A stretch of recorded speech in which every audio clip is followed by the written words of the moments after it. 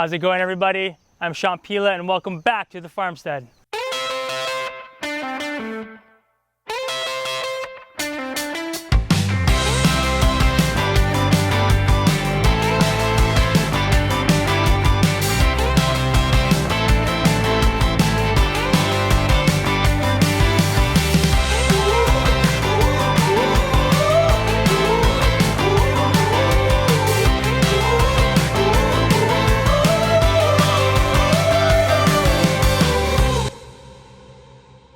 The Farmstead is proudly presented by the Ulupono Initiative, committed to a sustainable and resilient Hawaii.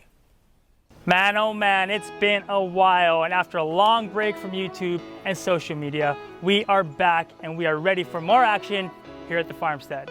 Now, just because we stopped filming didn't mean that we stopped farming. We've got more animals, more trees, and way more chores and tasks on the to-do list. The Farmstead Episode 9, the upkeep. On this episode, we are headed to Āina University, where my cousin Kawika Lewis and his ohana built a beautiful farm using a mix of modern and traditional Hawaiian farming techniques. They're going to show us what Āina U is all about, along with some of their daily, weekly, and monthly maintenance practices. Let's check it out.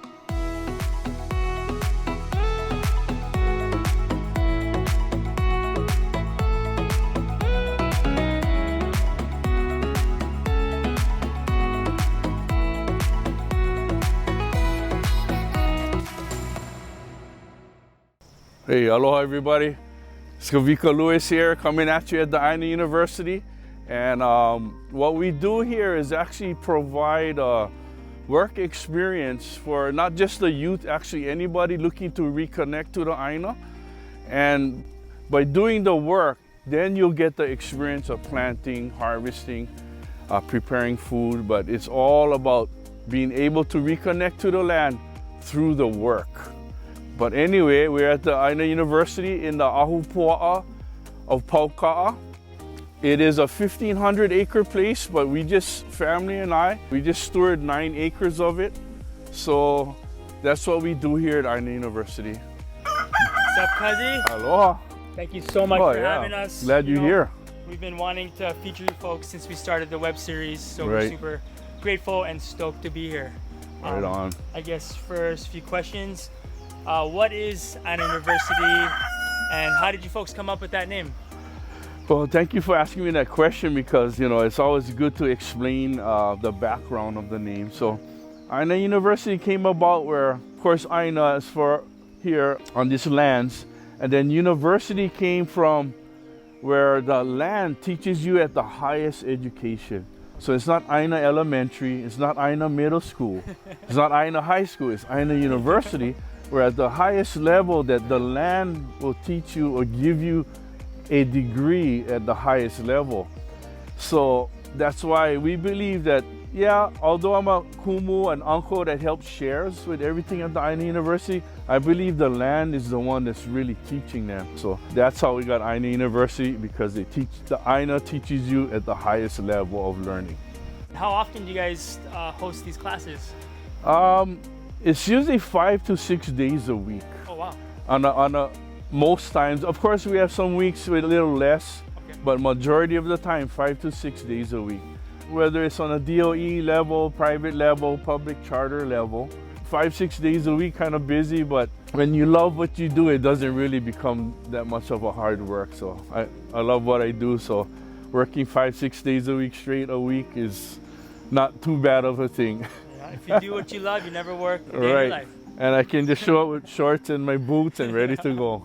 So this episode's about maintenance and the upkeep, and what are some of the first things that you do when you come to the farm? Well, man, that's a great question, because everybody asks me, what company comes over here and takes care of the place? I say, you're looking at them. So the upkeeping is everything.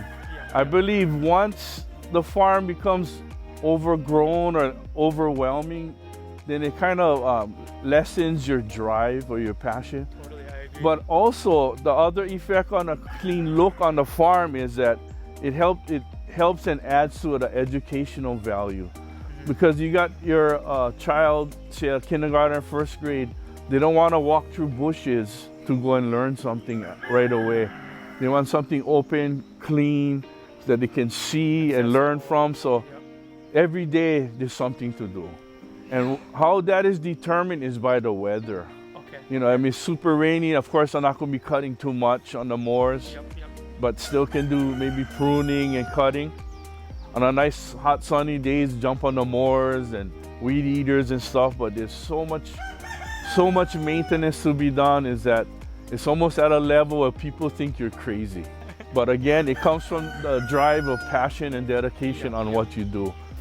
Yeah, last time I was here, it was... Yeah, it was this all albizia trees. Yeah. I believe, because I have the photo. But, you know, for example, like these coconut trees were growing in my yard at home. So I was able to come and plant that. It didn't cost anything. And I knew I was going to use the coconuts one day. It's kind of cool because you're bringing a little piece from your home up here to the farm, you know? Yeah, we got the ulu trees, you know, kind of propagated a lot by ourselves, you know, from the root runners and stuff.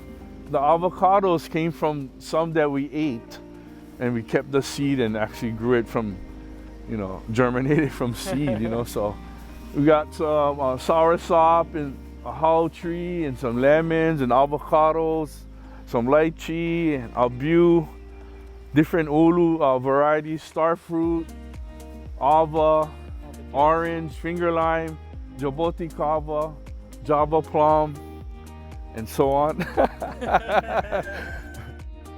But yeah, so all different things, different uses, and whatever we got our hands on, and whatever is in season, and that's what we collect to show. For example, you know, if we're in ulu season, I'll harvest some, either steam it or boil it, or even make chips with it, and that'll be one of the lessons of the day. Is whatever is growing, we harvest it and then use it for the lesson, amongst other things. All right, let's talk about some of the tools that you might need for your daily and weekly maintenance. Okay, well, of course, we got some of the basic tools here. It goes deeper as the duties go deeper, but we'll stick with the basics. Of course, your handy wheelbarrow. You know, always got to carry or pick up things around, deliver soil here, mulch, wood chips. Another thing we got here is a set of loppers. This was anything that fits in between here that's what you're able to cut. So we do kind of lower branches and stuff, cut with the loppers. We've got some hand pruners, a little bit more lighter work than the loppers, maybe just snipping off a couple of the tips of the trees or the shrubbery. Very handy, the pruner. We also got just a little sickle for, this one is a serrated sickle, but what you usually do is kind of just cutting off small weeds area or little things. And this one is not to swing, this one is a serrated, so you kind of just saw the area with this. My favorite tool. Yeah, this one is a really great tool. Of course, your basic cane knife or machete. You know, of course, when I teach people to use it, I let them know it's all in front of you. We're not swinging all the way from Kalapana to Pahoa. You know, just kind of in front of you, not too low where you're gonna hit your feet or your knee. So all in front of you, not a race. Keep safe all the time, but very good tool. Of course, your small little pickaxe, digging out some of the weeds such as guinea grass that we have a lot here. Good workout tool as well. Another one is this shovel. I've been through dozens of shovels. I don't think they make it strong enough. Well, especially with the kids, they don't know the proper, so they like bend it and... So, I mean, the wooden one, you might spend a little bit less money buying a wooden handle shovel, but I would recommend more of a metal type handle, because just like when you're tweaking stuff and digging out, it gets to be like a toothpick after a while. And then one of my favorites, because on our journey of keeping things clean, you know, we gotta do raking. So I like the big rake, and you'll be surprised how many young kids nowadays don't even know how to work a rake. So I like to be the first one to introduce them to this basic hand tool. And to me, that's the finishing touch. Right? Yeah. After you mow the lawn, you get a nice rake. That's like the finishing touch. This is super awesome. But again, Cuzzy, the best tools in the world is these right here. I always tell the kids, is your hands. Let's just say we didn't have any tools, so we're not going to get the job done. No, even if we got to use our hands, we'll use our hands, and those are the best tools that we all have, is our hands. I agree 100%. Sweet. Well, I would love to put some of these tools to use, and I guess let's just start with our hands. Okay. Maybe we'll go to the tea leaf and you kind of show us Okay. how you trim off some of the older leaves. Right. You know, I've been to a few properties where they kind of just snip it off, but I Right. kind of want to see. Okay, let's do it. Yep, let's check it out. So I've noticed on some properties, some people are cutting the tea leaf up here, and I kind of want you to demonstrate how Right. we would normally trim off some of the dead leaves off. Okay, sounds great. The la'i, or- Yeah, I've seen that many times. I did it myself before back in the day, but I found out it's much more cleaner, not only look, but it's much more healthier for the plant. Okay. Because I noticed if we just cut, and you know, I'll show a demonstration here, is that if we just cut here and we leave on it, it just tends to capture the water, and it invites all different things that shouldn't be here. And then eventually it falls off. But what we like to do is take off the whole leaf. So when I show the guests or students on how we trim leaves, tea leaves, is that we pull straight down. Oh look, we got a, oh sure, we got one over there, moth. Look at a moth and a worm inside of the thing. So that goes to show what I was saying, that there's things that live in if you leave it. But in this case, what we do is that we grab a hold of the bottom of the tea leaf stem and pull directly down. Pull directly down, because I thought if we pull to the side, look what happens. The thing bends, next thing you know, you break off the whole head, which won't be a serious crime, but it'll take a long time to grow back again. So what the motion is, if you see the tea leaves grow in an alternate pattern, so we'll take off the lowest one first, and then the next one, and then the next. So being that this is the lowest, this one will come down, pull straight down. Next one, pull straight down, and then we got two. Then we got much cleaner look, much more healthy for the plant, I believe. But yeah, it just looks nice when you pull it all the way off. And then this stuff can be used as mulch. This is also great feed for cattle, sheep, goats. They love this stuff, and it grows excellent here. So we got this ulu tree, and what's going on under here? Some of them got all these new shoots coming out. Of course, there's some that you could dig out and transplant. But in this case, we're gonna just clear it up a little bit just so we can get some nice airflow, keep the things cleaner. And then later on, when we're adding mulch as fertilizer or weed suppression, then they won't be in that zone where we need them to be. So we'll just clean up a little bit around here. And yeah.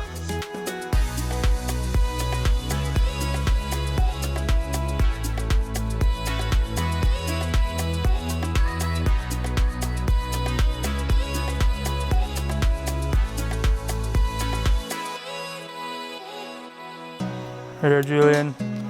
These are the opihi shells. It's like a mussel, like a Hawaiian mussel or something. Right, a limpet. Yep.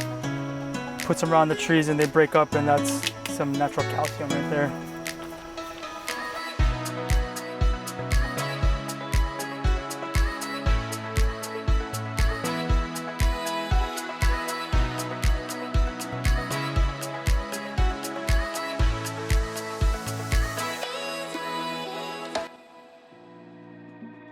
Also curious, what's it like with the kids, like getting their hands dirty for the first time, or or trying to use their rake, or some of these hand tools that they're not familiar with? What's that Well, like? what I usually do is I have at least a safety intro course, just like I kind of just show how the tools are used properly and safely, because that's number one here, especially is all the safety. We don't want nobody getting hurt.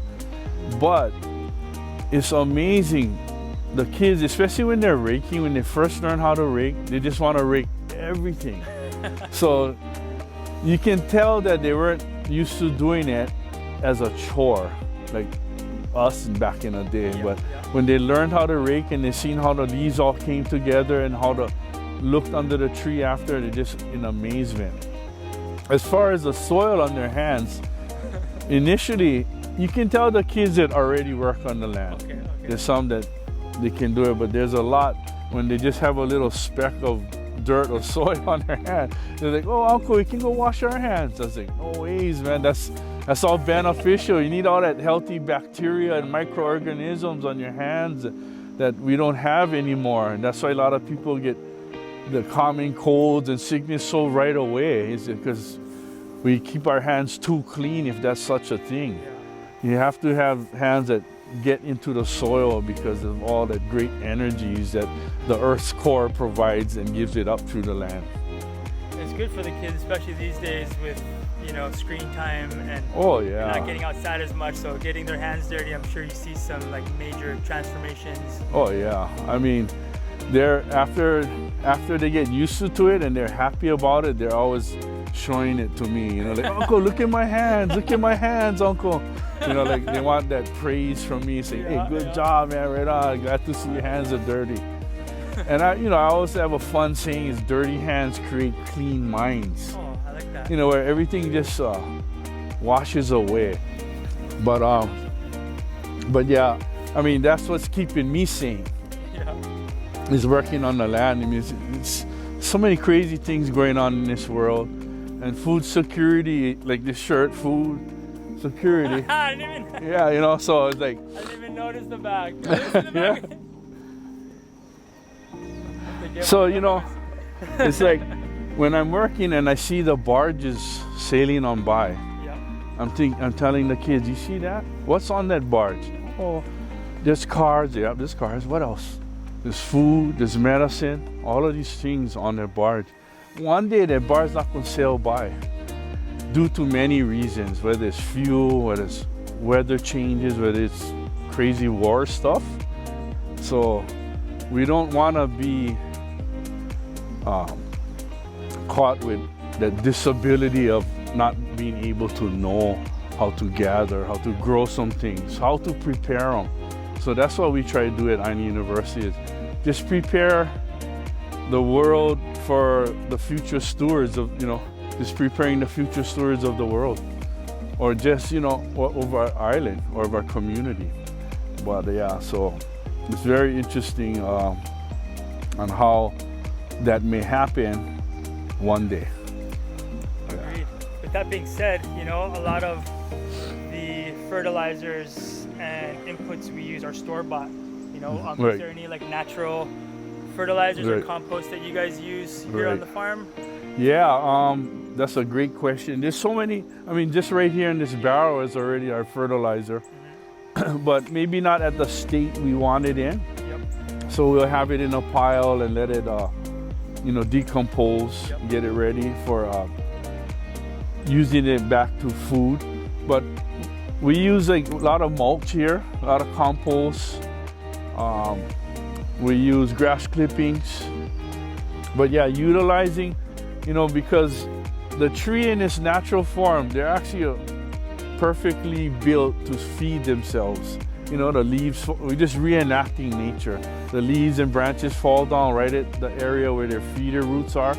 Everything decays. It attracts all the worms and microorganisms and healthy bacteria, and they feed off of that. So even if we didn't put fertilizer and stuff, they're kind of built to take care of themselves, as long as we got good rainfall at least. I know here at Āina University we don't have much irrigation as far as watering plants. We kind of rely on the weather and I was actually going to ask, like, what happens when it doesn't rain? Like, right. Hand water? Or? There's some plants that need the help, but majority of the trees, they're able to withstand. I would say what needs the help would be more of the vegetable and Hawaiian staple crops, such as the kalo and the sweet potato and stuff. They would probably need a little bit more water. But we've had a a time where I think 3 months maybe we didn't have one raindrop. So I could see everything kind of not shocking, but just like, wow, where's the rain? Where's the water? So. So of course this is our middle section where, you know, very thin. The river is over there. The road is here.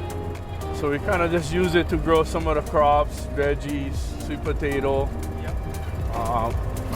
We just had a whole bunch of success this past school year, but we just recently covered it up, helped suppress the weeds down, get them ready, you know, minimizing any sprays. So we kind of just use the ground cover to kill the grass, and then after a couple months when we take it off, it's kind of clear like this. So now I can go with the walk behind tiller, kind of soften it up a little for planting.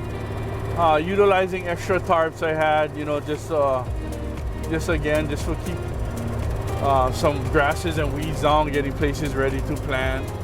We just recently put all this fence because of the pig problem that we have.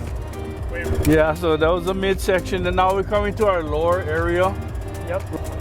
Constantly got to clean the fence line. As you can see, the guinea grasses. Of course, I got a pile of the mulch that turned into compost. Nice. That I use while planting. We put a bucket load in each hole. Of course, heavy maintenance, cutting grass. This is more of a tractor usage because all of this was guinea grass like this, but slowly the Hilo grass comes into play, and then maybe I'll be able to go with the zero turn. Okay. Of course, we're looking out into the ocean, and then when we have that whole Pauka'a poster, you know, we got mountains to the sea, and then we got canoe plant orchard with you know, the ocean and the canoes out there. So it's kind of significant that way. Before we wrap things up, you know, how can we find you folks? Can we find you folks online, social media, all that stuff? First and most of all, you can find us on Instagram at Āina University, one word. And then also, you can email us to contact us for any workshop or visit or tour at our email site, which is ainauniversity808@gmail.com. Awesome. When you email us, my wife does a great job of responding right away and scheduling something that matches our schedule and their schedule. And then our website, ainauniversity.org, I believe. Yes, I'm sorry, you're correct. ainauniversity.org Perfect. Is our website where you can find out all the other information as well. Awesome. We're gonna have all those links listed in our description below, so be sure to check them out at Āina University on Instagram and on YouTube. Kazi, thank you so much for having us. For coming. I appreciate it. Really appreciate it, man. What a great opportunity to speak with others with the same frame of mind. Very inspiring, and I'm really happy on what you're doing for the keiki and all that. Hopefully we can inspire others that are watching and wanting to try. So hit us up. Yes, sir, baby. Yes, sir. Right on, cuz. Brah. Right on, cuz. That was epic and so inspiring. Mahalo for having us and showing us what hard work, passion, and good work ethics look like. This is a lifestyle and truly a labor of love. And you know what? It ain't easy. But no one said that living the dream was going to be easy. Please stay tuned for more episodes as we are finally getting back in the groove here at the Farmstead. And again, please like, comment, and subscribe, and we will see you all in the next video. Ahui ho!